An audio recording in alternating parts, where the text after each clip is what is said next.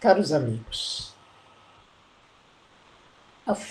o jornal Folha de São Paulo, na edição do dia 15 deste mês de setembro, na seção Ciência, página B4, traz a notícia de que molécula detectada em Vênus pode indicar vida microbiana. A reportagem inicia dizendo que a ciência nunca chegou tão perto de algo que pode ser uma forma de vida fora da Terra. Uma equipe internacional de pesquisadores anunciou a detecção de fosfina na atmosfera de Vênus, gás que, na Terra, só existe por atividade industrial ou produzido por micróbios de ambientes anaeróbicos. Esse é o indício científico mais forte encontrado até hoje de vida extraterrestre, micróbios no caso. A matéria fala ainda que a hipótese de vida microbiana em Vênus fora levantada há mais de 50 anos pelo talvez mais popular astrônomo do mundo, Carl Sagan. E que a NASA, a Agência Espacial Americana, já havia anunciado há alguns meses que planejava voltar a Vênus entre 2025 e 2029. Na página citada, outra matéria a respeito do mesmo assunto, e com o título Achado aumenta interesse pelo planeta e NASA planeja missões, diz que o achado de fosfina, uma potencial bioassinatura na atmosfera de Vênus, certamente reacenderá o interesse pela exploração do planeta vizinho mais próximo da Terra. Reflitamos a respeito dessa notícia. Como é estranho o comportamento do homem. Ele se empenha em sondar o universo, descobrir outros planetas habitados, explorá-los. É certo que a atividade científica é louvável, é importante, inclusive, para o progresso da humanidade. Mas é preciso cuidar melhor do nosso planeta, da Terra, aqui aonde estamos.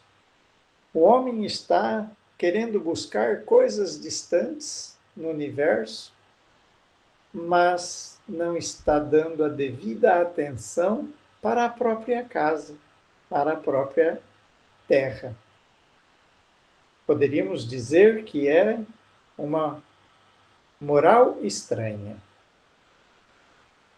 E é lamentável os acontecimentos recentes, quem tem acompanhado pela mídia, as queimadas devastadoras na Amazônia, Pantanal, e também o exaurimento dos recursos hídricos, ou por excesso de uso ou por mau uso, né?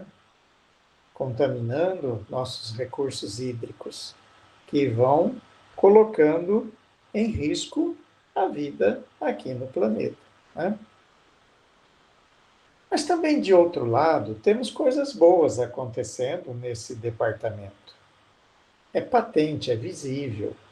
A conscientização das novas gerações que se preocupam em usar os recursos de maneira adequada e proteger o planeta, sem abrir mão do progresso, que nós temos visto, né, entre a juventude, inclusive com alguns destaques até internacionais, a nova geração começa a se preocupar. Isso é bom. E falando em coisas boas, eu quero compartilhar com vocês uma leitura que fiz nesta semana do capítulo 3º do livro Devassando o Invisível, da Ivone do Amaral Pereira, que tem por título Frederico Chopin na Espiritualidade.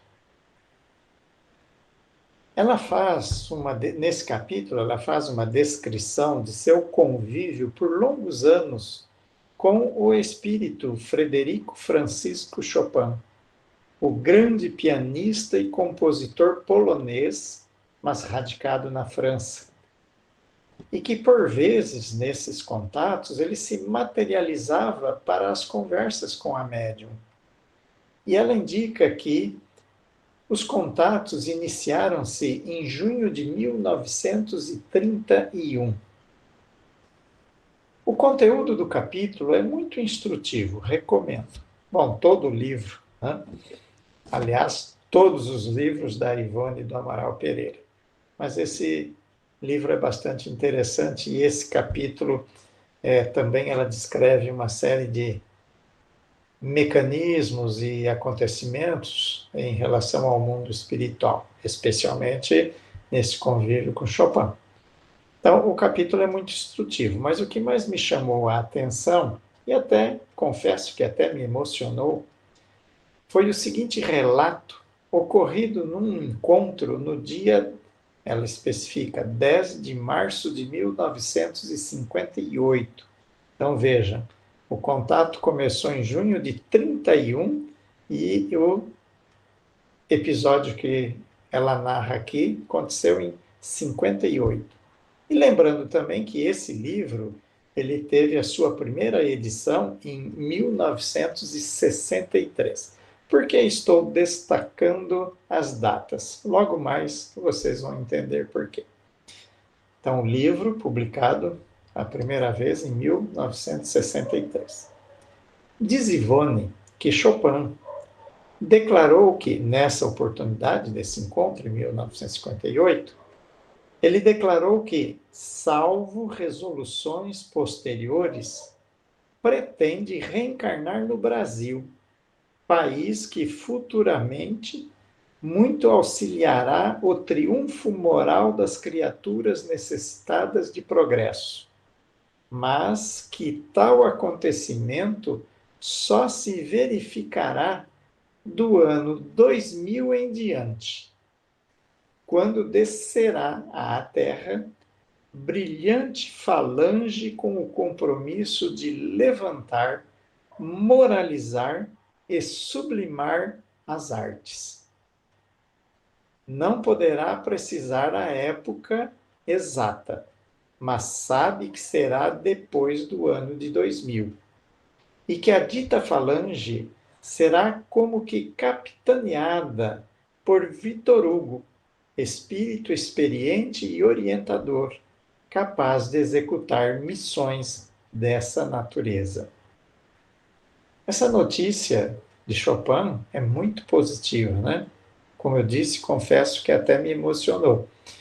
E eu destaquei as datas justamente por causa disso. Em 1958, ele falando de acontecimentos que se dariam do ano de 2000 em diante. Olha que interessante, né? Recordando também que Kardec fala que a gente tem que guardar com reservas quando o espírito precisa datas. Mas aqui Chopin não está precisando datas, ele está se reportando a uma época, né?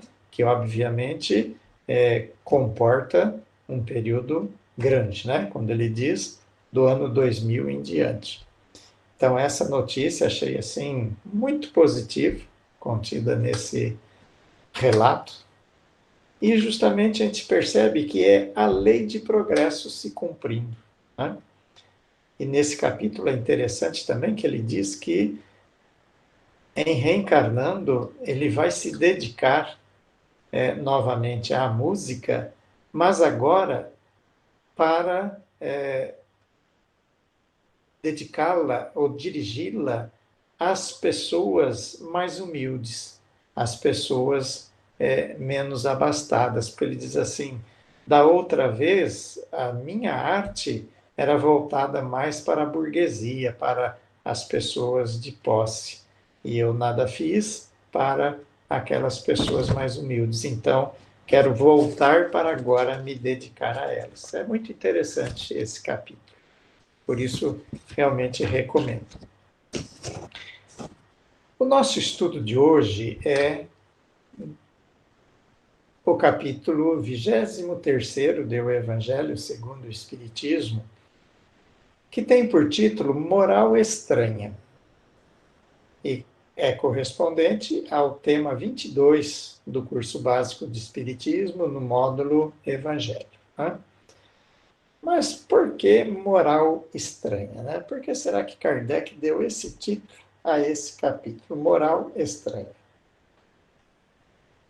É que nesse capítulo, Kardec analisa algumas falas de Jesus que, aparentemente, seriam contraditórias. Contraditórias com falas dele em outras oportunidades. Então vamos ver, são 4 falas que Kardec analisa nesse capítulo. O que ama o pai ou a mãe mais do que a mim, não é digno de mim. Então, aparentemente, nessa fala, Jesus estaria conclamando as pessoas a não gostarem do pai ou da mãe, né? Gostar mais dele do que do pai e da mãe. Mas em outra passagem, ele recomendou: honrai a vosso pai e a vossa mãe. Segundo, aquele que por amor ao meu nome deixar tudo, receberá a vida eterna. Ora, se nós recordarmos da parábola dos trabalhadores da última hora, nós vamos recordar que ele incentiva o trabalho, ele incentiva o ganho. Né? Então, por que aqui recomendando que devemos deixar tudo? Terceiro, deixar aos mortos o cuidado de enterrar os seus mortos. Essa é uma expressão assim bastante complexa, né? Por quê? Será possível um morto enterrar outro morto? Ou seja, aquele que está morto ter uma atividade de proceder o enterro de um outro morto? E quarto, não vim trazer a paz, mas a espada. Ora, é bem conhecida aquela outra passagem em que Cristo nos afirma: a minha paz vos dou, a minha paz vos deixo. Então, percebem? São essas 4 afirmativas que Kardec traz para análise nesse capítulo 23º do Evangelho segundo o Espiritismo, aparentemente estariam em contradição com outras passagens do Evangelho. Né? Então, daí nós poderíamos nos perguntar assim: bom, como resolver então essas aparentes contradições? Né? Já que Jesus foi a personificação da doçura e da bondade, ele não poderia se contradizer. Não é sensato acharmos que Cristo poderia ter incidido na contradição nas suas falas. Né? As palavras de Jesus devem ser entendidas nos seus significados espirituais e não literalmente. Principalmente porque nós sabemos que em muitas passagens, ou muitas das passagens, muitas das passagens estão carregadas de simbolismos, né? Como nós já sabemos. Né? E Jesus muitas vezes falou de maneira velada, por isso a necessidade de interpretá-las. Né? Naquela época ele não tinha condições, ou não era possível ele fazer os seus ensinamentos de uma maneira muito clara, muito cristalina. Né? Alguns dos seus ensinamentos. E daí ele colocar, às vezes, de forma velada. Né? Também temos que considerar que Jesus não deixou nada escrito. Tudo o que disse foi escrito bom tempo depois de sua morte. Né?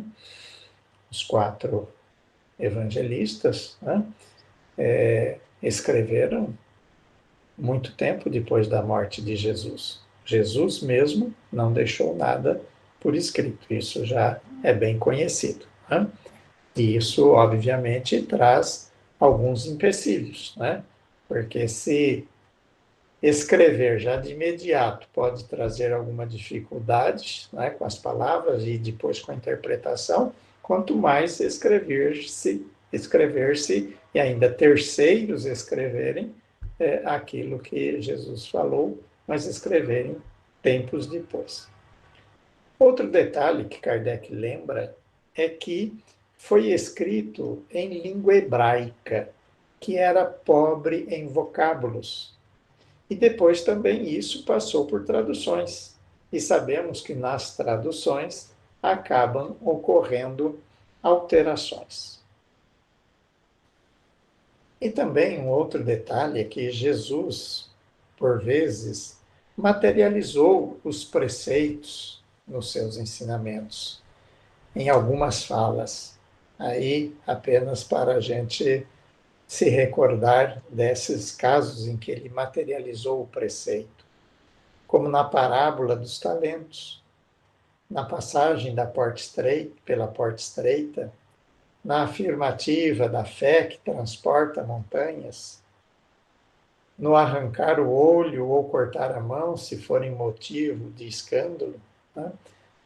São situações em que ele trouxe uma fala materializando o preceito. Né? Então, mais do que nunca, nessas situações, precisou ou precisa, é necessária interpretação para que seja compreendida adequadamente a passagem, né? E extraído o ensinamento. Há que se considerar também que os costumes da época e o caráter do povo influem sobre as palavras. E com o tempo as palavras perdem o seu significado original. Né? Esse é um outro detalhe também, que traz dificuldades na interpretação das coisas escritas há muito tempo.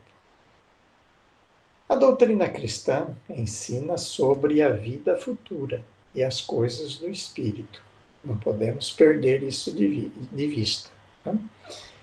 É necessário, pois, estudar para compreender e não apenas ler, né? Porque há uma diferença muito grande, nós sabemos, entre apenas lermos e estudarmos as obras. Né?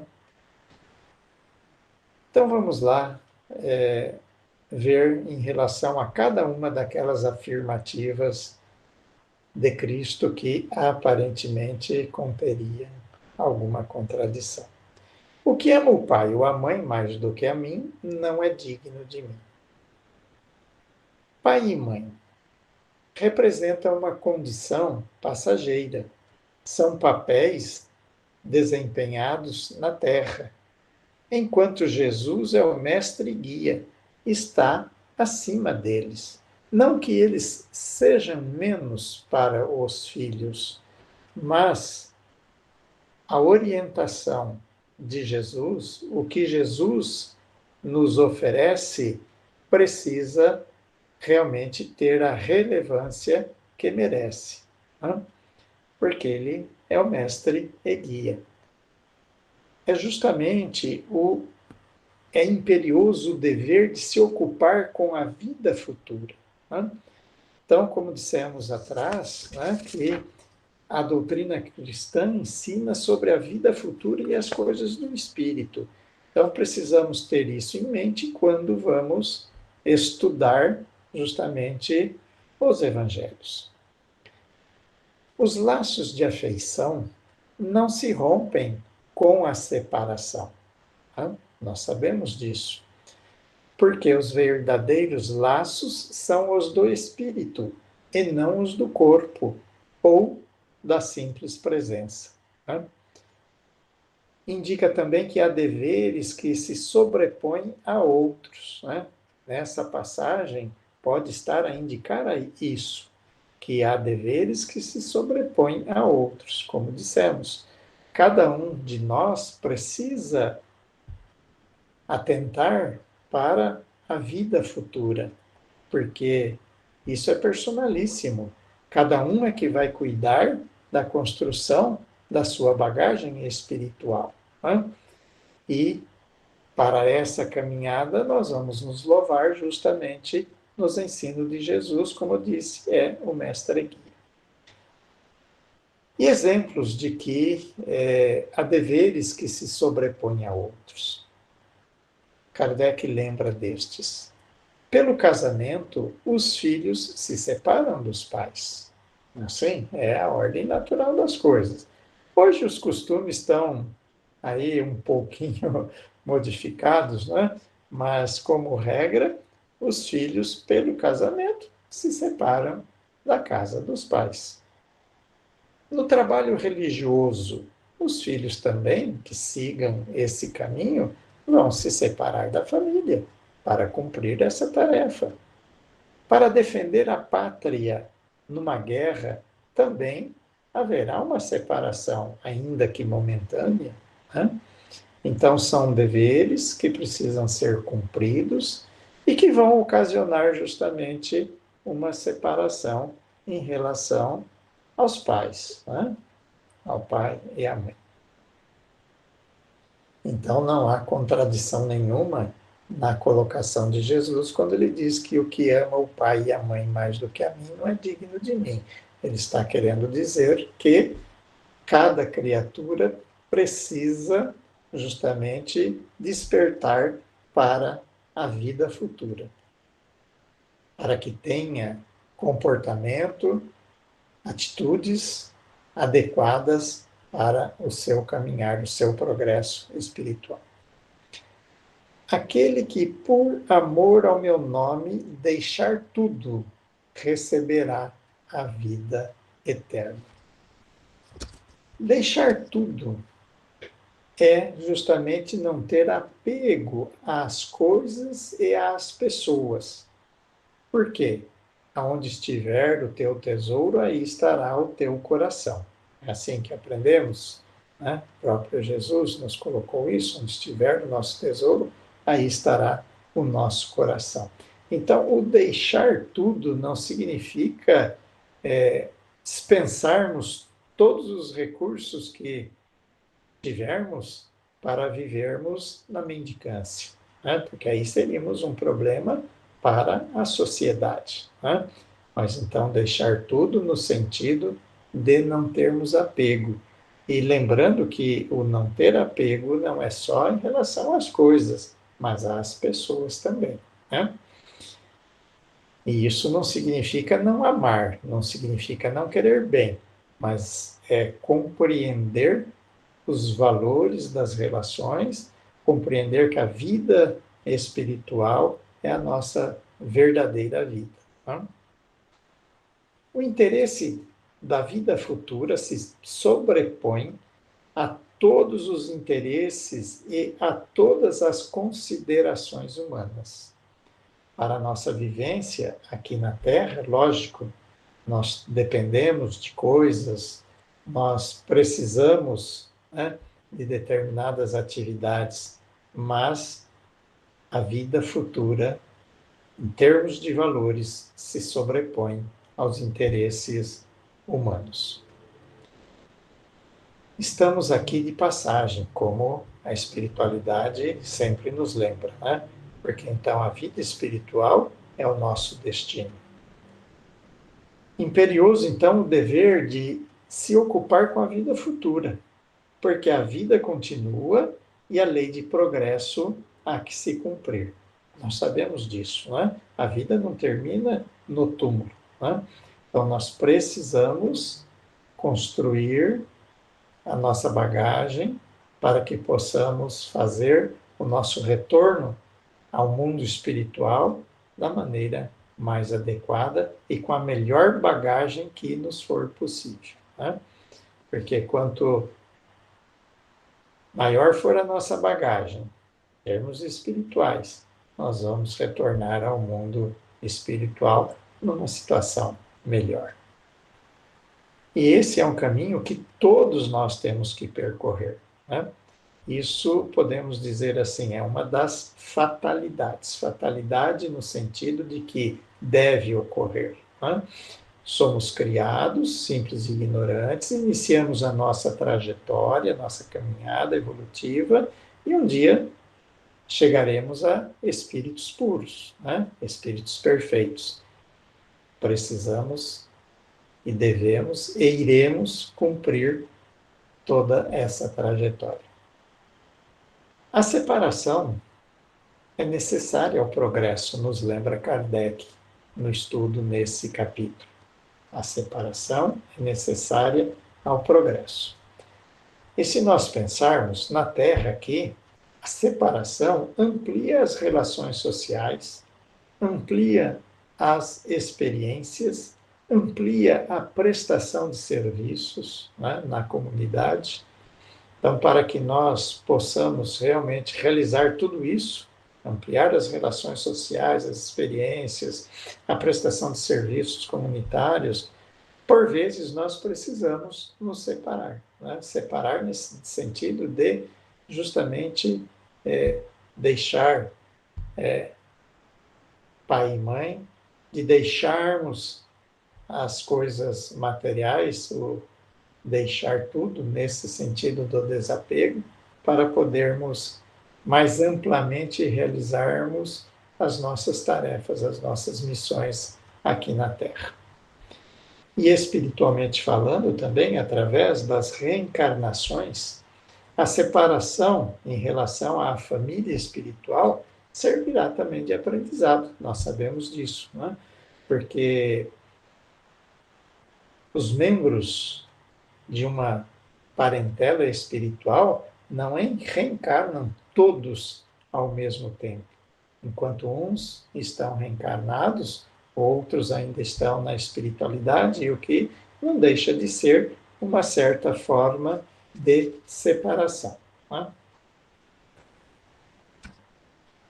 Deixar aos mortos o cuidado de enterrar os seus mortos. Como disse aquela expressão ou afirmativa complexa, né, de Jesus. Porque, a princípio, fica difícil entender, né, o que Jesus quis dizer com essa expressão. Kardec faz um alerta dizendo assim, que por essas palavras, Jesus não poderia estar exprimindo uma censura contra aquele que considerava um dever de piedade filial ir enterrar o seu pai, ir enterrar o corpo do seu pai que havia falecido. Não poderia ser isso, né? É como acabamos de dizer há pouco, Cristo era todo bondade, era todo doçura, como é que ele iria estar censurando alguém que pretendia ir enterrar o seu pai, né? Para uma compreensão bem adequada dessa expressão, vamos nos louvar numa lição, a lição 143 do livro Fonte Viva, que traz por título Acorda e Ajuda, é uma lição de Emmanuel. Ele nos diz assim: Jesus não recomendou ao aprendiz deixasse aos cadáveres o cuidado de enterrar os cadáveres, e sim conferisse aos mortos o cuidado de enterrar os seus mortos. E ele diz: há, em verdade, grande diferença. Olha que interessante, não é? Colocação de Emmanuel. Deixar aos cadáveres o cuidado de enterrar os cadáveres é diferente de deixar aos mortos o cuidado de enterrar os seus mortos. E vamos ver por quê. Ele explica. O cadáver é carne sem vida, enquanto um morto é alguém que se ausenta da vida. Há muita gente que perambula nas sombras da morte sem morrer.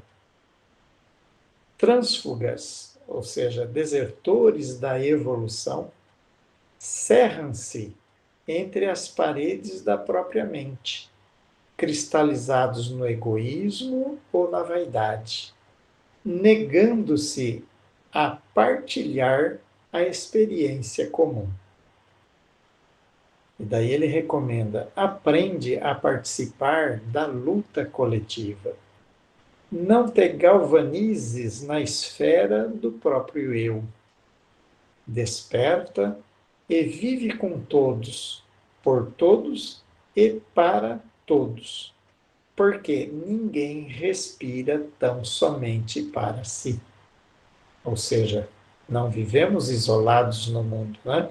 Como em lição anterior nós já vimos, o homem é um ser gregário por natureza, ele vive em sociedade, ele vive em bando, em grupo. Se encontrares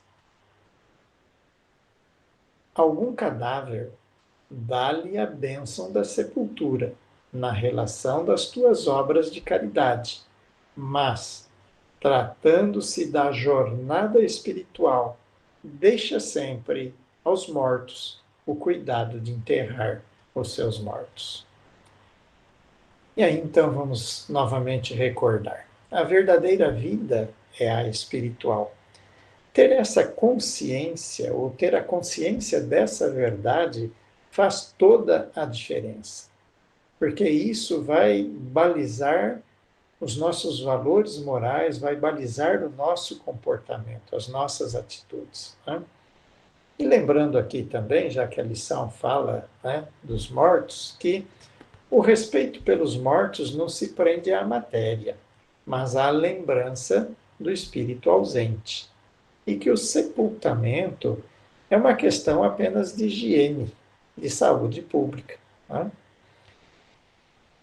E Kardec nos diz também que essas palavras de Jesus devem ser entendidas como: não vos inquieteis com o corpo, mas pensai antes no espírito. Né?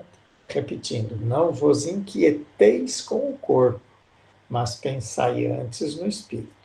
Veja que Kardec não está dizendo assim, ó, não dê importância para o corpo, mas apenas não se inquiete, né? Não se agite pelas necessidades do corpo, mas se preocupe mais com a parte do espírito. Por quê? O espírito é imortal, né? A carne é perecível, mas o espírito é imortal e, como dissemos, a vida continua, né? Além de tudo. E por último, a expressão: não vim trazer a paz, mas a espada. Muitos acham que paz é ter boas condições materiais. E isso o próprio Emmanuel nos fala no livro Caminho, Verdade e Vida, na lição 104, ele diz assim: na expressão comum, ter paz significa haver atingido garantias exteriores, dentro das quais possa o corpo vegetar sem cuidados, rodeando-se o homem de servidores, apodrecendo na ociosidade e ausentando-se dos movimentos da vida.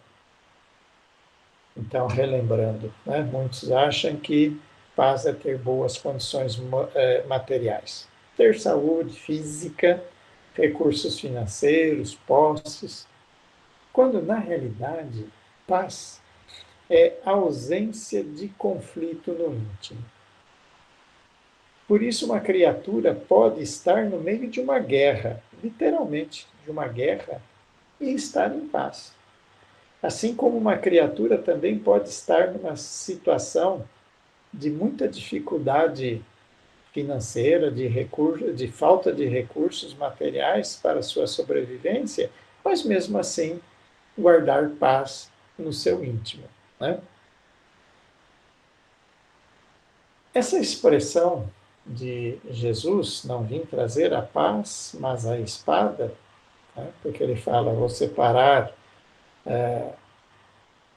os filhos, da mãe, do pai, os irmãos, é que toda ideia nova não se estabelece sem luta. Isso nós sabemos, isso nós constatamos no dia a dia, nas menores questões. Né? Agora, imagine a alteração que Cristo veio trazer para a humanidade. Né? E justamente a ideia nova encontra oposição porque geralmente fere interesses ou não é compreendida.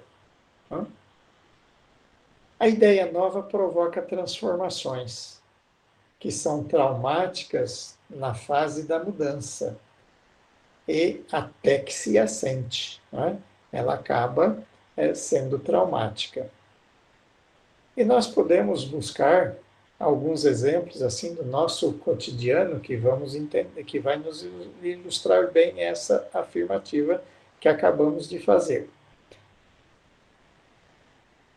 Reformar uma casa morando dentro. A reforma da casa representa a busca de uma nova situação, poderíamos dizer, a nova ideia. Né? Quem já fez isso sabe muito bem do que eu estou falando. Fazer uma reforma, uma casa, e continuar morando ali, né, enquanto está se fazendo a reforma, é extremamente traumático. Só que, depois que tudo passa, depois que tudo está em ordem, tudo está assentado, aí vem a bonança. Daí vem realmente o desfrute daquela nova situação que a reforma proporcionou. Né? Atualmente, o que nós estamos vendo com as alterações impostas pela pandemia? Praticamente podemos dizer que o mundo quase que foi virado de pernas para o ar, né? Para usar uma expressão bem popular. Está difícil? Todos nós sabemos que está difícil. Estamos tendo que nos adaptar? Estamos tendo que fazer grandes adaptações. Né? E muitas coisas ainda virão aí pela frente para termos que nos ajustar para que possamos nos acomodar a uma nova ordem das coisas. Né? Então, aquilo que Cristo veio nos trazer, a mensagem que ele veio nos trazer, era muito inovadora. Né? A doutrina cristã veio cortar os abusos daquela época. Basta lembrar que haviam aprendido, a humanidade havia aprendido que era olho por olho, dente por dente. E vem Jesus e recomenda amar os inimigos, perdoar aqueles que nos prejudicam. Olha que diferença, né? Dar a outra face, se bater em uma, darmos a outra face. Realmente foi uma transformação ou uma ideia bastante diferente daquilo que a humanidade tinha. Tá certo que houveram alguns precursores que já vieram trazendo o germe dessas ideias cristãs, né? Mas mesmo assim, a mensagem de Jesus causou bastante impacto. Né? Afinal, somos todos irmãos. Por que nos degladiarmos? Né? Se analisarmos isso, que está contido justamente na mensagem de Jesus, amar a Deus acima de todas as coisas e ao próximo como a si mesmo, não faz sentido continuarmos a ver no nosso irmão um inimigo, qualquer que seja a situação. Bem, o sabemos que é difícil, essa transformação é difícil, mas justamente quando Jesus colocou a sua mensagem à humanidade aqui na Terra, por ser uma ideia muito nova, muito diferente do que se tinha, acabou chocando as pessoas. Por isso, justamente, a questão da espada. Mas era a espada renovadora, justamente contra o mal. não é? Uma transformação radical. Só que nem todos, nós sabemos que nem todos entenderam a interpretação ou entenderam sobre a interpretação dos ensinos de Jesus. Houve divisões e surgiram muitas religiões. Isso, bem resumidamente, né, foi o que ocorreu na humanidade com a, a questão da interpretação dos ensinos de Jesus. Né? Deveria ser uma coisa só? Deveria, mas justamente como dependeu e depende do nosso entendimento, da nossa interpretação, daí a ocorrência de diferenças, de divergências. Né? Todas as religiões que surgiram, né, se arvoraram em donas da verdade e do caminho que conduz a Deus. É assim, hoje ainda é dessa maneira. Né? E, infelizmente, mesmo hoje, com um grau, digamos, menor de virulência, vamos dizer, mas ainda temos muita intolerância e, às vezes, até com agressões.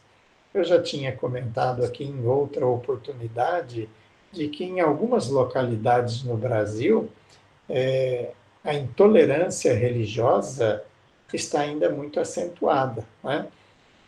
E tem produzido atos até de vandalismo. A questão de 2 semanas, o jornal publicou, ou noticiou, justamente no Rio de Janeiro, novamente, ali tem acontecido muito, um terreiro de Umbanda foi totalmente destruído em decorrência de um incêndio criminoso. Uma intolerância religiosa que já não faz mais sentido pelo tempo decorrido desde que Jesus esteve aqui conosco, trazendo-nos a mensagem de paz. Mas falávamos então das diversas religiões que surgiram. Daí poderíamos aventar a pergunta, mas dentre elas, qual é a melhor religião? Para responder essa pergunta, vamos buscar suporte em O Livro dos Médiuns, no item 302. Nele, o Espírito de Verdade, fazendo uma dissertação a respeito das doutrinas, ele ensina que a melhor doutrina, e aqui entendamos religião, é a que melhor satisfaz ao coração e à razão, e que tem elementos para conduzir os homens ao bem.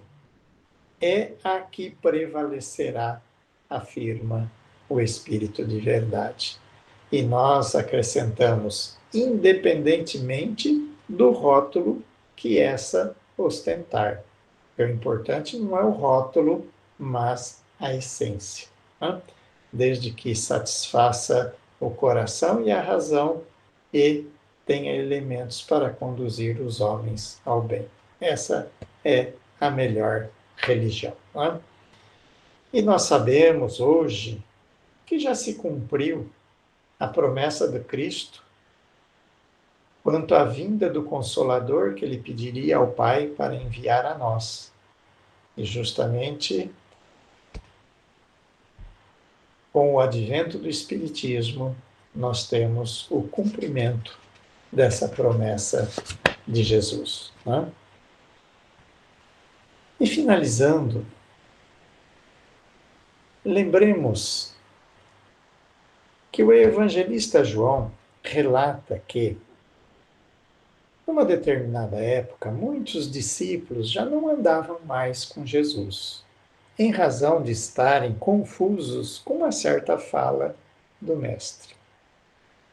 Então Jesus, percebendo isso, ele pergunta aos 12: quereis vós também retirar-vos? Respondeu-lhe Simão Pedro: Senhor, a quem iríamos nós? Tu tens as palavras da vida eterna. Tenhamos sempre Jesus como nosso modelo e guia e fiquemos com a sua paz. Lembrando sempre dessa afirmativa de Simão Pedro: tu tens as palavras da vida eterna.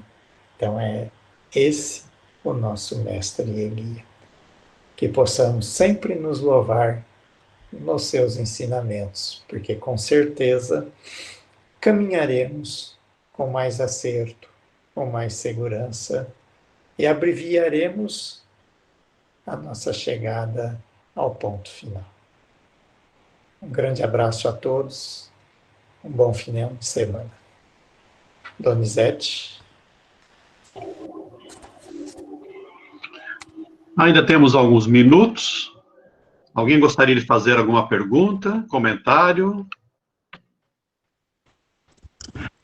Eu queria fazer uma contribuição, nada contra o que o Arquimedes tão bem falou, mas só complementando, porque tem um livro da Joana de Anjos, chama Jesus e o Evangelho, à luz da psicologia profunda, onde ela analisa cada capítulo do Evangelho, e ela trata desse tema de uma forma assim, muito elucidativa.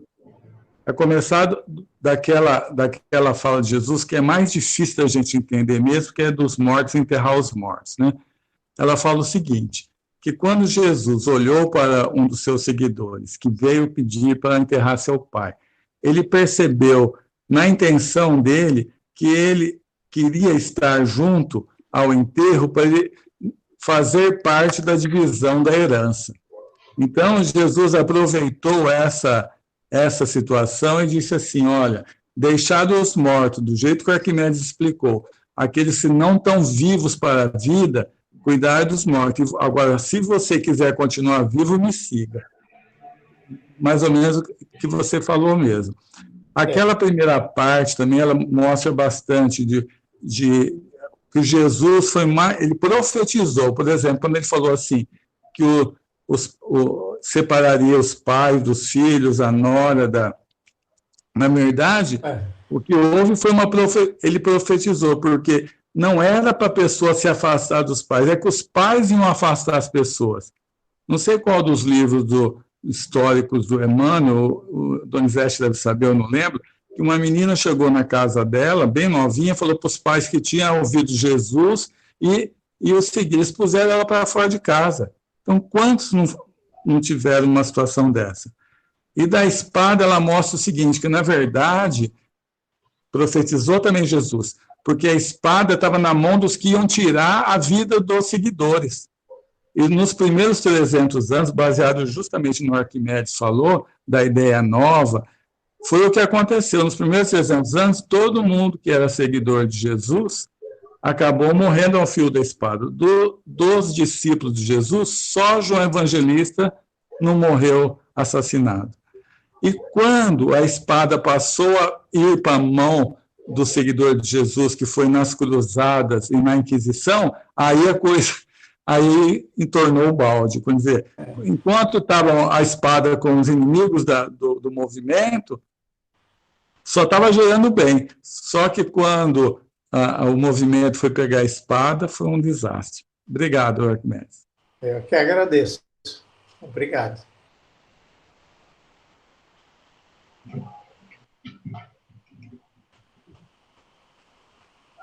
O livro a que o Edson se referiu é 50 anos depois.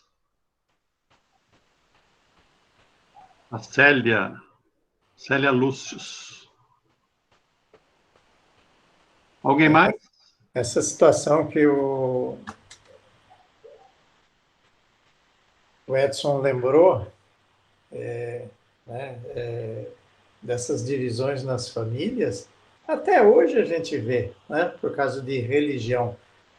Quando há os filhos, principalmente, querem seguir uma religião diferente, às vezes causa todo um conflito dentro do lar, né? Hoje ainda. O deixar pai e mãe aí não tem a ver a não amar. Sim. Porque se o pai é um criminoso, você não vai seguir o pai. Se o pai é um alcoolista, você não vai seguir o pai. E você tem o direito de seguir a religião que você quiser. Sim. Então, o sentido é deixar pai e mãe, não é não amar, mas é fazer opções por deveres superiores. E nessa questão de religião, eu costumo dizer, a gente tem que realmente respeitar o outro para ser respeitado, né? É como eu tenho lembrado, minha esposa atual é católica. Eu vou à missa com ela, acompanho ela como companheiro, né? E, por vezes, ela me acompanhava ao centro também, quando estávamos com atividade, né? Eu fazendo aqui a apresentação, ela fica sentadinha aqui ao lado do escritório, ouvindo a minha apresentação. Então, não é porque temos religiões diferentes que nos conflitamos, pelo contrário, nós nos damos muito bem, conversamos bastante a respeito justamente de religião. Tem sido uma experiência muito gratificante.